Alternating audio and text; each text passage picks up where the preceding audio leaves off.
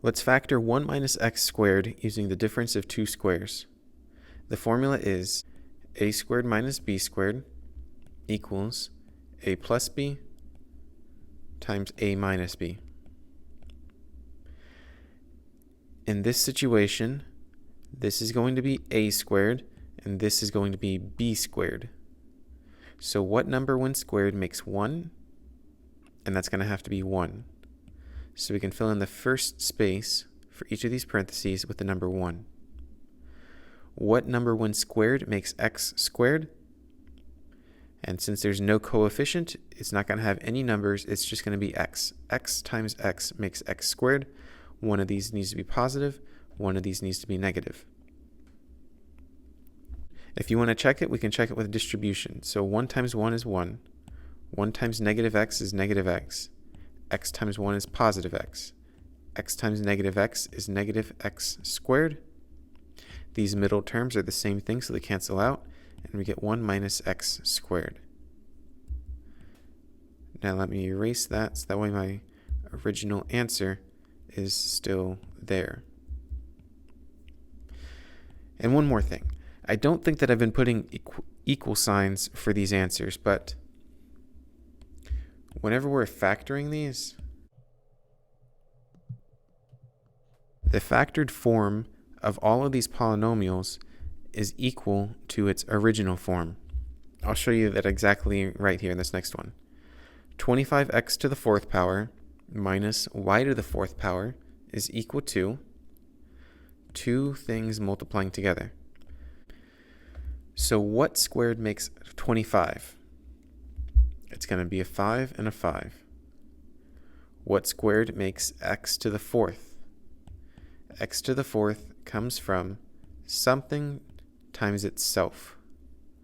And that would be x squared times x squared. So on this 5 is going to be an x squared, and on this 5 is going to be an x squared. What times itself, what number squared makes y to the fourth? That'll be a y squared times y squared. So this next part's going to be y squared, and the other one is also going to have a y squared. One of them will be positive, one of them will be negative. We're done. Here we'll try this one. And this time I'll write the formula with it. A squared minus b squared equals a plus b times a minus b.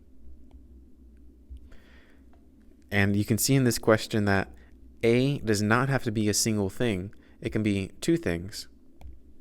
In this example, we have to figure out what makes 36, what makes a squared, and what makes b squared all at the same time. So let's start off with what makes 36. What number when squared makes 36? It's a 6. So we're going to start off our two parentheses with a 6. What value when squared makes a squared? It has to be an a. Only an a can make a squared. Same thing for b. To get a b squared, we need a b. Then we have the second term. What when squared makes x squared? Only an x. So we put that in both parentheses. And what's going to make the y squared?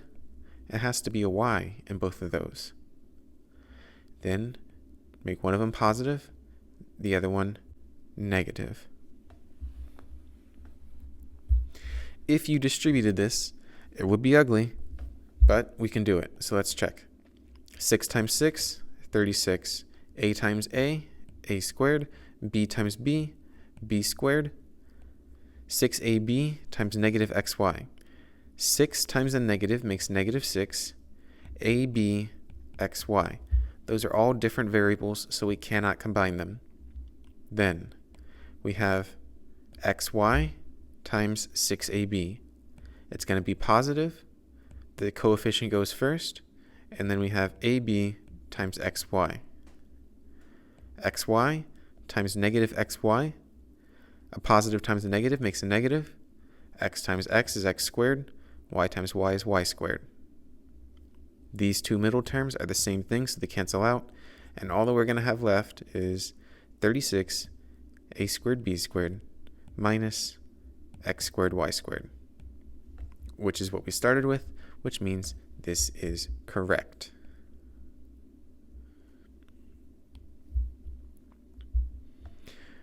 Okay, so that's basically all that you have to do. Find out what squared makes that number, what when squared makes this, and that goes in the first blank.